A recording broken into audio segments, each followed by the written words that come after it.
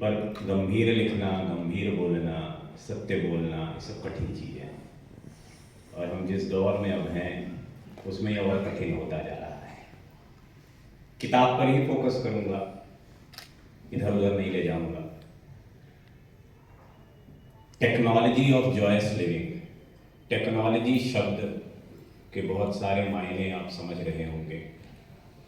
जीवन को जो सरल बनाए वो टेक्नोलॉजी, जीवन में जो दुख दूर करे वो टेक्नोलॉजी, जीवन को जो सही मार्ग पे ले जाए वो टेक्नोलॉजी, जीवन में जो ज्ञान लाए वो टेक्नोलॉजी, जीवन में जो किसी भी तरह के नए अनुभव क्रिएट करे वो टेक्नोलॉजी। और ये सारे काम धर्म भी करता है। पर विज्ञान धर्म नहीं है और धर्म विज्ञान नहीं है। इस किताब में बहुत सारे पैरेलल्स खड़ा करने की कोशिश की गई है। सत्व, रजस, तमस को इलेक्ट्रॉन, न्यूट्रॉन, प्रोटॉन से पैरेलल किया गया है। किताब की आखिरी लाइन वेदांता मोरल फ्रेमवर्क पे ख़त्म होती है। 509 पृष्ठों की किताब जहाँ ये ख़त्म हो रही है। पैरेलल ढूंढने के चक्कर में दो विधाओं का नाश होता है। मैं बहुत स्पष्ट कहूँगा, आप विज्ञान को धर्म मत मानिए और धर्म को विज्ञान मत मानिए। हाँ, लेकिन जहाँ ये दोनों जाकर मिलते हैं, साक्ष्यों के आधार पर विज्ञान बनता है और साक्षी आधार पर धर्म बनता है। ये बहुत स्पष्ट कर दिया गया है। जब आप साक्षी भाव से धर्म को देखते हैं तो धर्म आपको समझ आने लगता है, और जब साक्ष्य के आधार पर आप चलते हैं तो आपको विज्ञान समझ आने लगता है। हिंदू धर्म पुराना है, बहुत पुराना है, और हिंदू धर्म में ये आज़ादी दी गई वक्त के साथ कि आप अपने विचार को सिद्ध करके संप्रदाय बना सकते हैं। पिछला महीना महाकुंभ में ही बीता है, 2 दिन बाद फिर जाना है। 126 संप्रदाय हिंदू धर्म में इस समय हैं।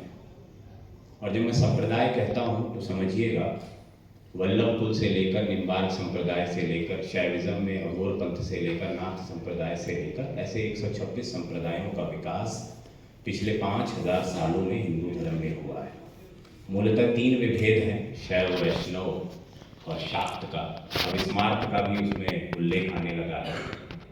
वही भगवान उत्तर भारत में है, वही भगवान दक्षिण भारत में है, लेकिन अलग अलग क्षेत्रीय वजहों से, अलग अलग पौराणिक वजहों से उन्हें पूजा जाता है। कार्तिकेय को उत्तर में नहीं पूजा जाता है, दक्षिण में पूजा जाता है। किताब का जो मूल है, क्योंकि जॉयस लिविंग की तलाश सभी को है, किताब धर्म से आध्यात्म की ओर ले जाती है। और बहुत स्पष्ट कहूँ तो ना मैं धर्म और अध्यात्म में कोई अंतर नहीं मानता हूँ। एक वर्ड यूज़ करता हूँ, 2 दिन पहले भी किसी से मैंने कहा कि religion and spirituality difference is bullshit.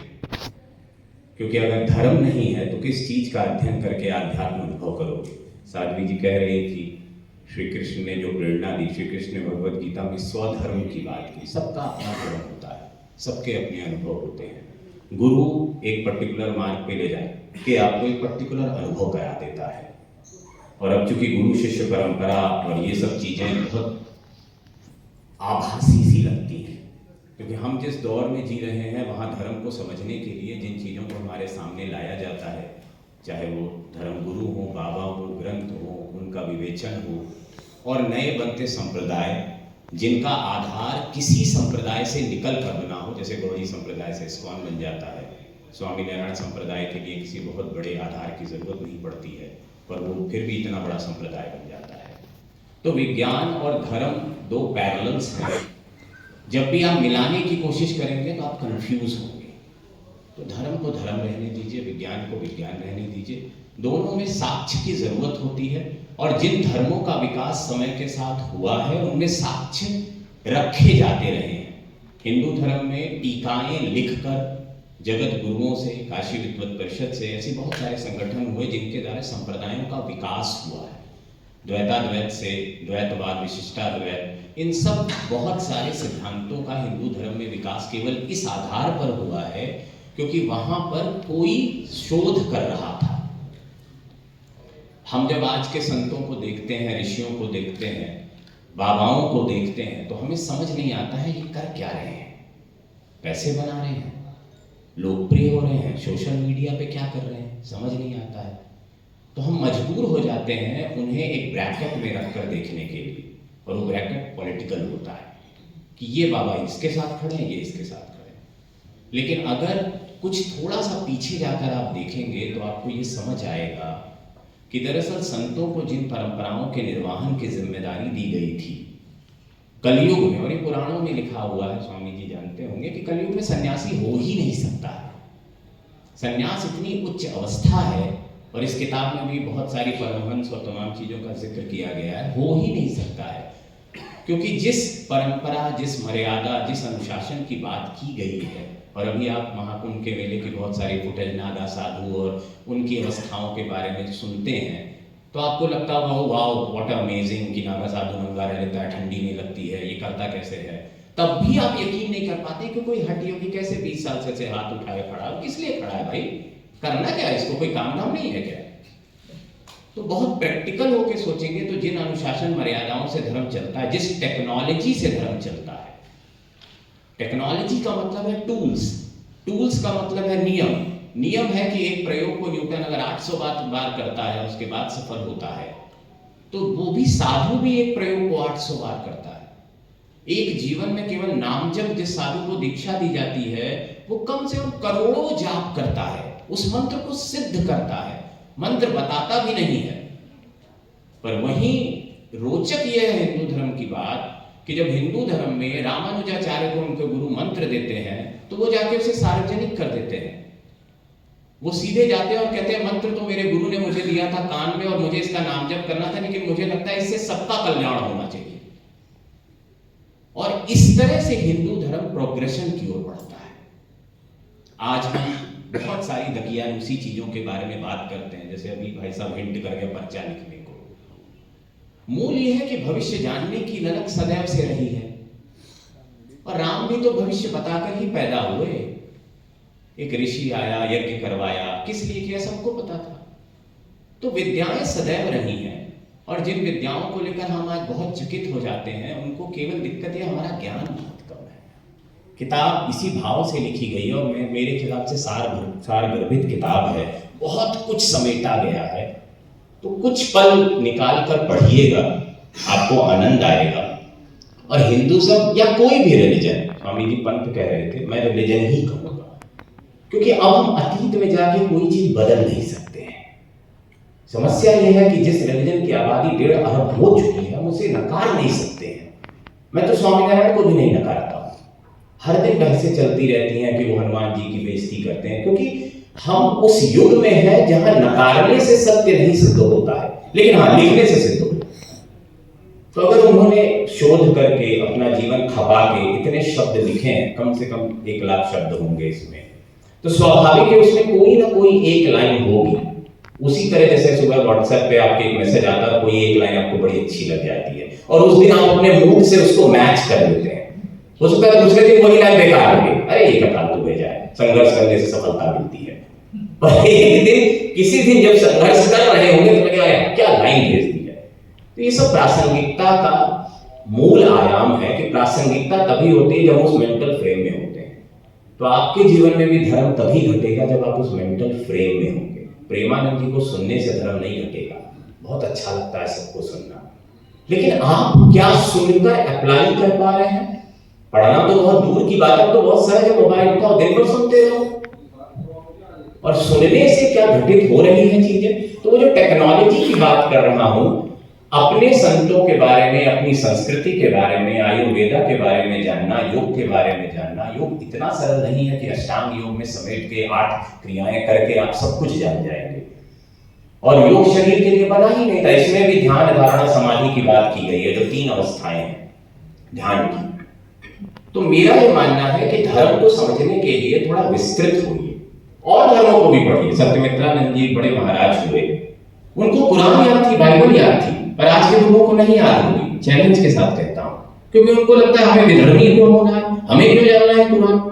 जानने में बुराई क्या है कि लिखा क्या है, और जानेंगे तब तो आप स्पष्ट बोल पाएंगे। पॉलिथियस्टिक रिलीजन हो, मोनोथियस्टिक रिलीजन हो, नियो वेदांता के सिद्धांत दुनिया में सिद्ध हो चुके हैं। 1990 के बाद नियो रिलीजियस मूवमेंट शुरू हो चुका है दुनिया में। आज आप सद्गुरु श्री श्री रविशंकर को अगर देखते हैं, क्योंकि दुनिया स्पिरिचुअलिटी को एक्सेप्ट कर रही है, तब उनका स्टेटस है। आज हरे रामा कृष्णा को आप समझते हैं तो क्योंकि इस वजह से, क्योंकि उनको चैंटिंग की पावर समझनी थी। अब वो बुद्धिज्म की ओर चले गए, अमेरिका में बुद्धिज्म अब हिंदुइज्म से ज्यादा फॉलो होने लगा है, लेकिन हम इन रियलिटीज को एक्सेप्ट तो करें कि चैंटिंग की जिस पावर को प्रभु बाहर 1961 में लेकर वहां 65 में लेकर वहां जाते हैं, वो अब धीरे धीरे कन्वर्ट हो रहा है। जिस वेदांता को स्वामी विवेकानंद लेकर अमेरिका जाते हैं, वो नियो वेदांता में पॉल मिल्सन नाम के व्यक्ति हैं, इंडोलॉजिस्ट हैं, उन्होंने उस सिद्धांत को गढ़ा कि नियो वेदांता होता क्या है। जिस कपिल मुनि ने सांख्य शास्त्र की रचना की, वो ईश्वरवादी था। पता नहीं आप लोग कपिल को जानते हैं या नहीं जानते। निरंजनी अखाड़ा हो सकता है आप लोगों ने सुना हो, स्वामी कैलाशानंद तो सुना ही होगा, स्टीव जॉब्स की पत्नी जिनके यहाँ के होगी, लोकप्रिय से ले चलता हूँ, वो निरंजनी अखाड़ा के निरंजनी अखाड़ा के आचार्य महामंडलेश्वर है, जिसके गुरु थे कपिल। हमारे शास्त्रों में 71 गुरुओं की गणना है आदि शंकराचार्य के पहले, 71 गुरुज हुए। जैसे इस्लाम में 125 नबी हुए। आज अगर इस्लाम ये क्लेम करता है अपने आप को कि भाई हम तो सदियों से थे, और ये बात बहुत कंट्रोवर्शियल होगी कि नहीं आप सदी से, आप तो अभी 8वीं शताब्दी में आए हैं, तो उनका ये कहना है भाई हमारे जो मोहम्मद साहब थे वो लास्ट नबी थे, गॉड मैसेंजर। उसके पहले 125 हुए और वो विभिन्न धर्मों में हुआ। लेकिन चूंकि हमारा ज्ञान उस लेवल पे अभी आता नहीं, और हम 125 के हम 4 नहीं जानते थे। उनकी माँ यहूदी थी, उनकी बहन यहूदी थी, तो यहूदियों का धर्म था। और जब यहूदियों का धर्म था तब भी एक अलग धर्म चल रहा था जिनको पैगन्स कहते थे। तो धर्म जड़वत नहीं है, और 5000 सालों से अगर कोई धर्म स्थिर है तो वो इवॉल्व हो रहा है। अगर इवॉल्व नहीं होता तो खत्म हो जाता। पैगन्स खत्म हो चुके हैं, बहुत सारी इंडिजिनस रिलीजन्स खत्म हो चुकी हैं। ऑस्ट्रेलिया में, यूएस में रेड इंडियंस जिनको फॉलो करते थे, क्योंकि उनमें प्रासंगिकता, उनमें साइंटिफिक टेम्पर नहीं आया। आज हिंदुइज्म में आज भी हिंदुइज्म, मैं ये कहूंगा और ये हम दावे से कहूंगा कि एकमात्र धर्म है जो संप्रदाय बनाने से खुद को नहीं रोकता है। आज अगर स्वामी जी चाहें तो किसी भी भगवत गीता के किसी एक, महाभारत के एक किसी सूत्र पे वो टीका लिखकर अपना संप्रदाय बना सकते हैं। स्वामी रामदेव जी ने 2 साल पहले बनाया, 108 लोगों को दीक्षित किया। तो रोक नहीं है, और नेति नेति का सिद्धांत इसीलिए हिंदुइज्म के साथ चलता है। लेकिन इसका मतलब ये नहीं कि और धर्म दकियानूसी हैं, वो भी पढ़ रहे हैं, क्योंकि उनके यहाँ भी जो गुरुज आए। बिल ब्राइसन की एक किताब है a brief history of everything. उस किताब में ये उन्होंने बताया कि जो पादरी थे, जो कि चर्चेस में रहा करते थे, उनके पास इतना समय होता था सुबह की आराधना के बाद कि वो दिन भर साइंटिस्ट हो गए। उन्होंने पाइथागोरस की बहुत सारी रचनाएं कर दी, गणित के बहुत सारे सिद्धांत कर दिए। तो हमारे ऋषियों के पास भी, कणाद की हम नाम लेते हैं, कणाद ने अणु की खोज कर दी, चरक जी ने आयुर्वेद की खोज कर दी, सुश्रुत ने सर्जरी कर दी। तो उनके पास भी वक्त होता था, और वो इसीलिए ऋषि कहे जाते थे, क्योंकि ऋषि मीन्स साइंटिस्ट। वो एक चीज पे विचार करते थे, और किसी भी चीज पे आप भी विचार करना शुरू कर देंगी तो सीधी सी बात है किसी ना किसी लेवल पे तो पहुंच ही जाएंगे। ध्यान इसी को कहते हैं कुल मिला जुला के। तो किताब बहुत अच्छी लिखी गई है, मैंने थोड़ा थोड़ा पढ़ने की कोशिश की है, पूरा अभी रास्ते में पढ़ लूंगा। आप भी पढ़, खरीद कर पढ़ें, मैं भी इसके पैसे देकर जाऊंगा, क्योंकि मैं धर्म में बहुत उस भाव से काम करता हूं कि मुझे देना है, लेना नहीं है। और सारे धर्मगुरु इसी भाव से काम करते हैं। समझने में थोड़ी अभी दिक्कत होगी, क्योंकि अगर 10,000 पंडाल महाकुंभ में लगे हैं और डेली 20 लाख लोग खाना खा रहे, कौन खिला रहा है भाई साहब? सरकार खाना नहीं खिलाती है, सरकार टेंट देती है, फर्नीचर देती है, लाइट देती है, पानी देती है, और सारी चीजें देती है, पर खाना संत खिलाता है, और आप ही के पैसे से खिलाता है।